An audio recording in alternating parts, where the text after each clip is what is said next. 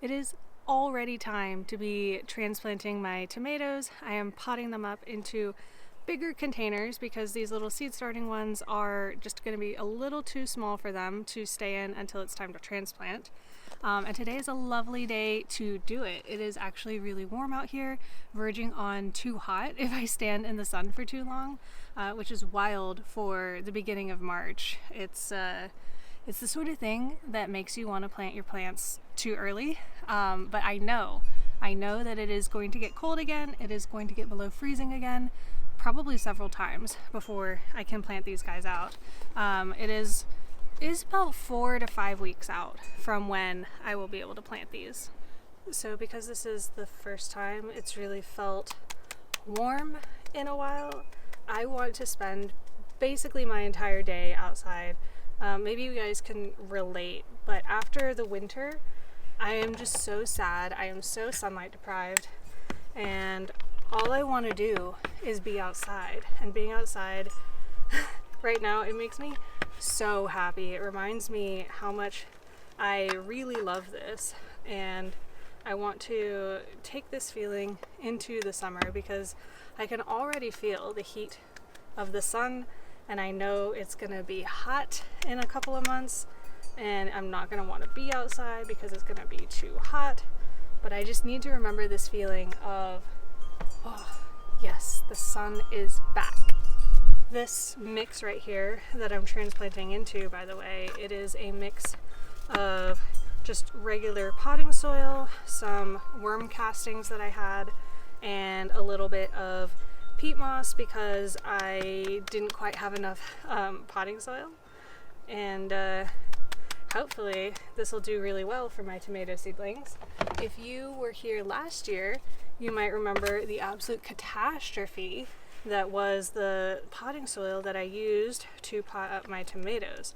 I still to this day don't quite know what was wrong with it, but everything that got planted into it was stunted and like a little yellow and malnourished looking, and nothing I did, no fertilizer, no anything really recovered them until I put them in the ground. And then at that point the plants started looking a little healthier, and of course they were like fully stunted from that experience, and they never got as big as they really could have for the year.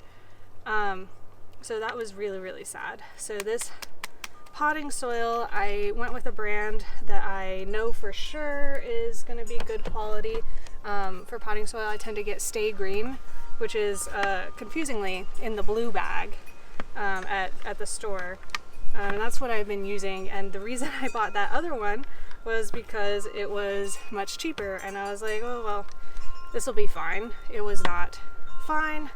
So yeah, hopefully this year will be way, way better for my seedlings. I'm really hoping that it's better for my seedlings. Okay, so I have 32 cells to fill, and that should be more than enough for me. I'm trying for about 20 total plants, tomato plants in my garden this year, but I think I have more than 32 here. So we're definitely gonna have to cull a few, and it's gonna be a little sad, but it's necessary. I'm going to have like 50% more plants in here already than what I needed. And already that's going to be hard to give away if I have extras, so we're just going to have to make some hard choices.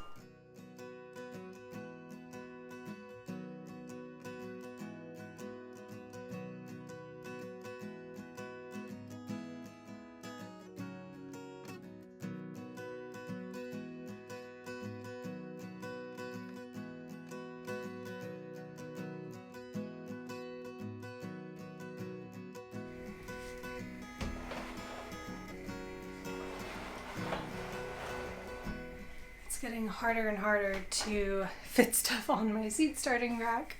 This happens every year.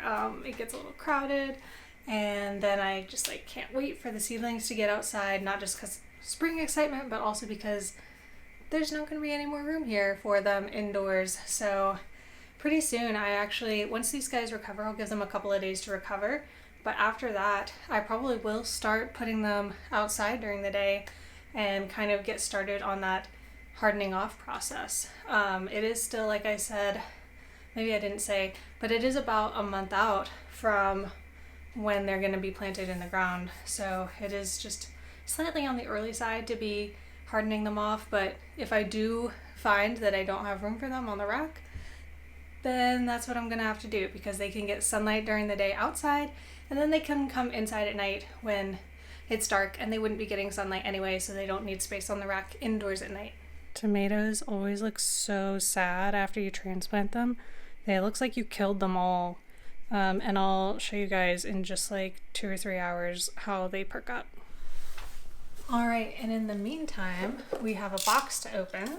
This is a shipment of a perennial plant that is native to North America, and most of you have probably never heard of.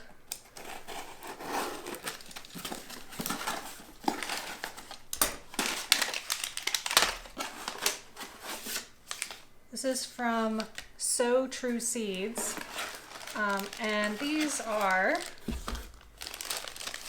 American groundnuts. This is actually my first time seeing them in person, but they are kind of exactly what they sound like. They are little tubers that grow in the ground, and they were historically a staple food for the native people here. And they even were introduced back into Europe as a garden plant, and also were looked into as potentially a substitute for potatoes during the famine. But the reason that you don't see them really catching on and didn't become a staple in Europe is because they do take 2 years to produce a tuber.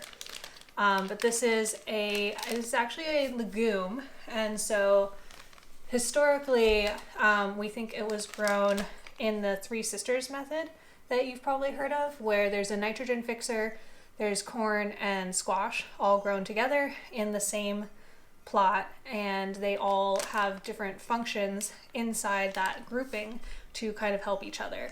And the role of the bean, the legume, is nitrogen fixing, and that is an essential nutrient for the squash and the corn. So this is probably one of the first legumes that was actually part of that system. And I think the beans that this plant produces are also edible, although most sources are just talking about the actual tubers. And these are supposed to taste very much like potatoes. They are, quote, highly palatable, except they are somewhat nuttier and like have a finer texture. So I'm very excited to try these. I am really, really excited that they are native. If you've been following me for any length of time, you know that kind of my goal is to try and replace as many plants in my garden as possible with perennials and native plants. So this is part of my potato replacement strategy. The other part of that is the Jerusalem artichoke, which is also native to North America. It is also called sunchoke, and that is generally, people talk about it as like an emergency staple food. It grows like crazy. You don't even really have to take care of it. People will just like kind of plant it along a fence line and leave it there, and it just takes care of itself. So if you ever need a supply of food, that is there. I've tried Jerusalem artichokes. I had some grown last year. I ate some this fall. They are not quite like potatoes. I think they're more like turnipy than they are potatoey, but like turnips and rutabagas especially are a wonderful potato replacement. If you've never had mashed rutabaga, I highly recommend it. It's excellent. It's different. If you bite into it expecting for it to be a potato, it's not going to be a potato. But it is still going to be a potato-like food, and that's kind of what I'm expecting out of these. So these groundnuts are very cold tolerant, and according to people on the internet, you can plant them pretty much anytime the ground isn't frozen solid, in zone 5 or above. So I will probably go plant them. Maybe I won't plant them today because I have to think about exactly where they're going to go, but as soon as I figure out where they're going to go, then I will absolutely put them in the ground.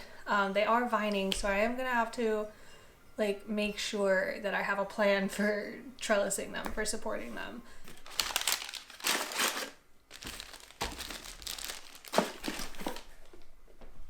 These are looking so much better after just like an hour and a half after transplant. Tomatoes are drama queens. Do not listen to them. They are fine. Hey guys, so today I realized I needed to have a more real conversation with you guys about kind of what's been going on in my life, in my head. Since the start of the year, I have been kind of diving into trying to make this channel the absolute best that it can be. And I'm really excited for all the stuff that I'm gonna get to do this year, all the stuff I'm gonna get to show you, all the videos that I'm going to make. I'm so thrilled to be here and be making those videos. And then along the way, as I've been kind of exploring where I want to go with this channel in the long term, I am thinking that it might be time to release myself from the strict weekly Wednesday upload schedule. As I'm looking at my spring and into summer, I have a lot of travel planned, but I also have a lot of gardening planned.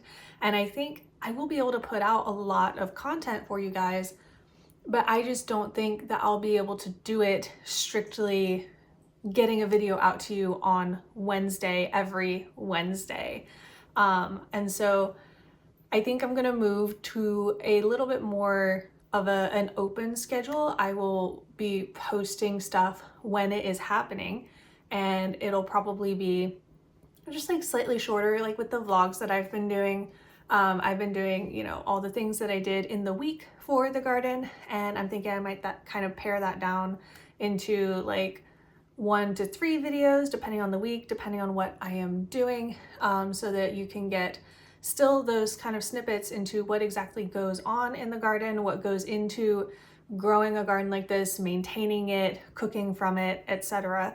But it's not gonna come out on Wednesdays every Wednesday anymore. And then of course I will also be doing it has been kind of irregular, the helpful, the how-to content, the more focused videos on, okay, you need to harvest ginger, this is exactly how you're gonna harvest ginger, and things like that. So hopefully this will help me actually bring you better content, because I won't be kind of boxing myself into, okay, what is the Wednesday video going to be about? I need to get it out on time. And I think occasionally I have let that pressure me into putting out substandard content for you guys, which is something that I really don't want to do. You know, we are all humans, and I know most of you really are really supportive of me taking breaks and doing what I need to take care of myself. And so I think switching to this new schedule will kind of take care of both of us, in that I will not burn myself out by sticking to this really strict schedule, and I will also be producing probably better content for you guys, because I won't feel like I'm gonna let you down if I don't find something to put out on Wednesday, and also I won't be forcing content in order to have something to come out on Wednesdays. So hopefully this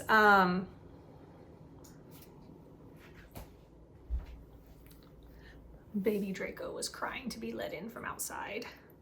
But yeah, hopefully you guys find this as useful as I do.